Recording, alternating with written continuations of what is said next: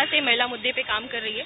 और ये जो 936 फिट का बैनर लेकर के हम लड़कियां खड़े हैं और एनसीआरबी की रिपोर्ट बताती है कि प्रतिदिन 936 दामनियां शिकार हो रही हैं, प्रतिदिन 936 दामनियां हो रही हैं। तो समाज में जो ये 936 महिलाओं के साथ घटना हो रही है, ये तो रिकॉर्डेड है। जो रिकॉर्डेड नहीं है उस पर कितना काम कर रहा है प्रशासन, और उसको लेकर के हम कितने जागरूक हैं, और जो रिकॉर्डेड नहीं हो रहे हैं उसको लेकर के हम कितना काम कर पा रहे हैं, उसको लेकर के ये सारा अभियान चल रहा है हमारा।